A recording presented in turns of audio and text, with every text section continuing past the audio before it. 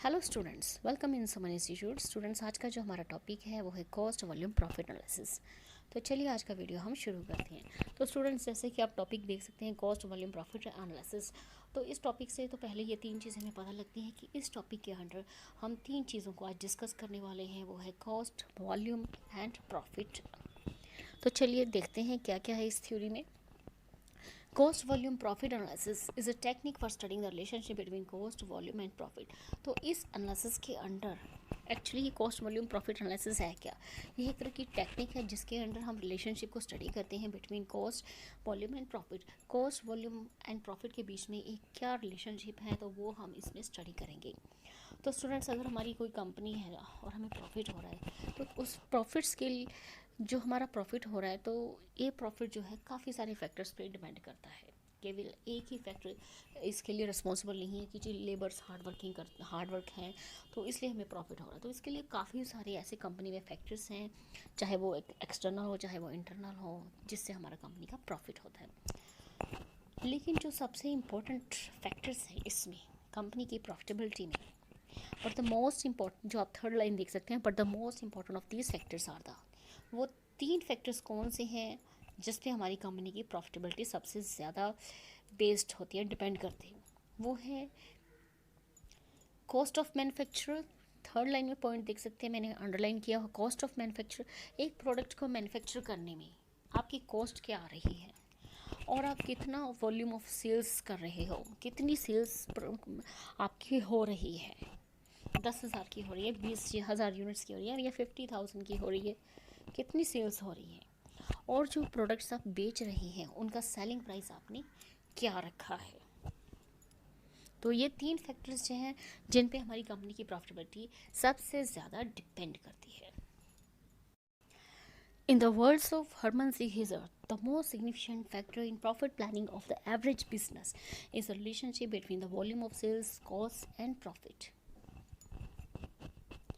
जो हमारा most significant single factor है किसी भी कंपनी की, किसी भी एवरेज बिजनेस की प्रॉफिट प्लानिंग में, वो है relationship between the volume of sales, cost and profit. तो cost volume of profit analysis को हम स्टूडेंट्स CVP रिलेशनशिप भी कह सकते हैं। C stands for the cost, V stands for the volume and P stands for the profit। तो CVP relationship is an important tool used for the profit planning of a business।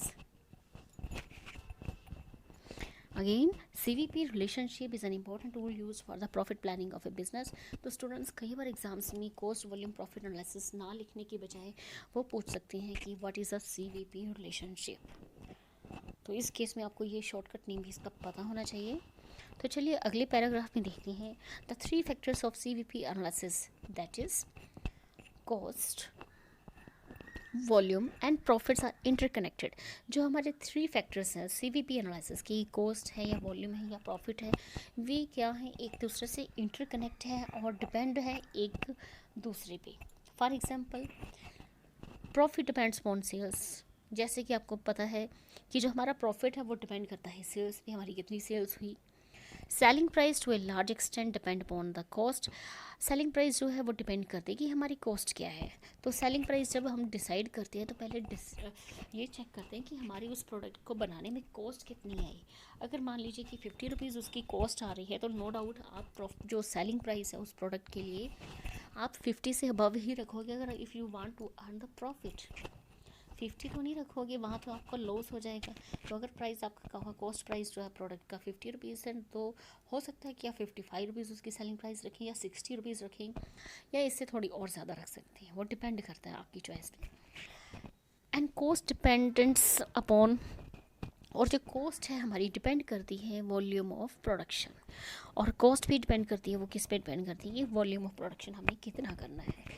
As it is the only variable cost that varies directly with the production. क्योंकि जो cost होती है वो depend कर रही है volume of production पे। क्योंकि जो हमारी वेरिएबल कॉस्ट होती है वही एक ऐसी कॉस्ट होती है जो वेरी करती है, जो चेंज करती है प्रोडक्शन के हिसाब से। कि अगर मैंने 10,000 यूनिट्स या 20,000 यूनिट, 30,000 यूनिट्स की प्रोडक्शन करनी है, तो वहाँ पे मेरी जो वेरिएबल कॉस्ट होगी, मटेरियल, लेबर, वेजेस, वो वैसे वैसे इंक्रीज़ होते जाएंगे जैसे जैसे मेरी प्रोडक्शन का स्केल इंक्रीज़ होता जाएगा।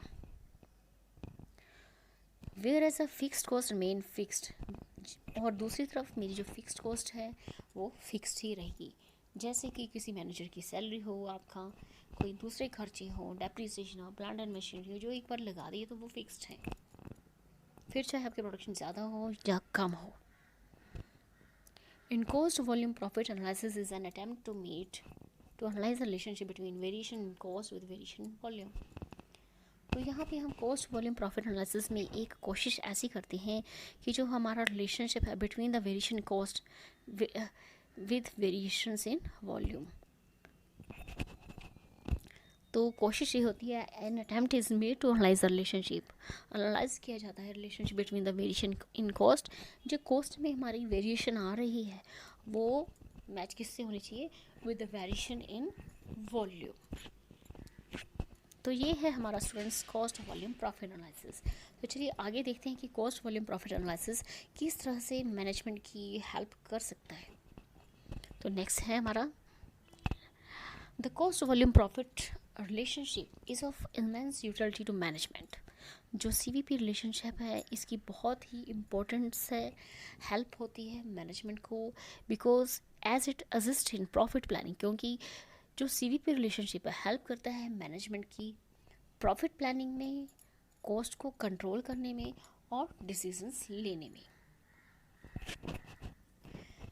नेक्स्ट है cost volume profit analysis can be used to answer the question such as.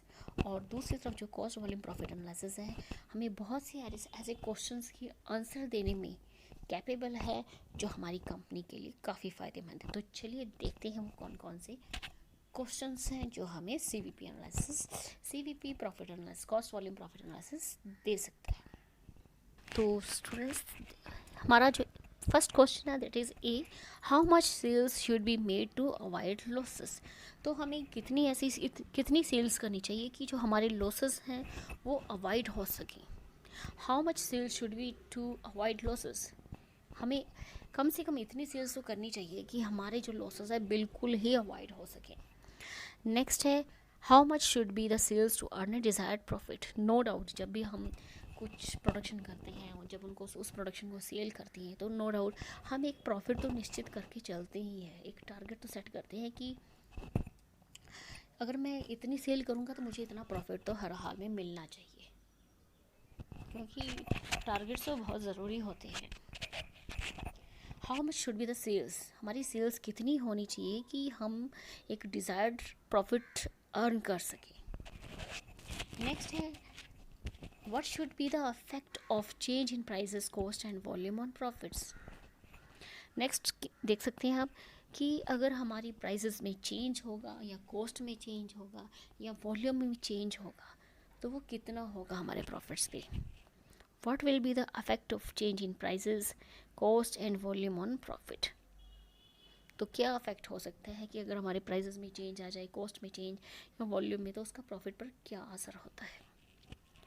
Which product और product mix is most profitable, तो यहाँ पे हमें चेक करना होता है कि कौन सा प्रोडक्ट या कौन सा प्रोडक्ट मिक्स हमारी कंपनी के लिए प्रॉफिटेबिलिटी है। तो ये जो है कॉस्ट वॉल्यूम प्रॉफिट एनालिसिस हमें इन सब क्वेश्चंस के आंसर्स करता है, जो कि बहुत ही ज़रूरी है अगर अपनी कंपनी में एक प्रॉफिटेबिलिटी बनाए रखनी है। नेक्स्ट है last one, should we manufacture और बाय सम प्रोडक्ट और कंपोनेंट एंड सो ऑन। कई बार हमें डिसाइड करना पड़ता है कि कोई प्रोडक्ट अगर हमें कंपनी में ही मैन्युफैक्चर करना चाहिए या हमें किसी और कंपनी से प्रोडक्ट खरीदना चाहिए, फिर वो प्रोडक्ट हो या कोई कंपोनेंट हो एंड सो ऑन। काफ़ी सारे ऐसे क्वेश्चंस होते हैं। तो ये बहुत ही इंपॉर्टेंट क्वेश्चन है, शुड वी मैन्युफैक्चर और बाय सम प्रोडक्ट, कि अगर हम खुद मैन्युफैक्चर करते हैं प्रोडक्ट तो हमें वो सस्ता पड़ता है या बाहर से ख़रीदेंगे तो सस्ता पड़ता है। तो ये जो है क्वेश्चंस हमारा ये कॉस्ट वॉल्यूम प्रॉफिट एनालिसिस इसके आंसर्स देने में काफ़ी कैपेबल है। तो स्टूडेंट्स इस वीडियो में इतना ही। Thank you, thanks for watching.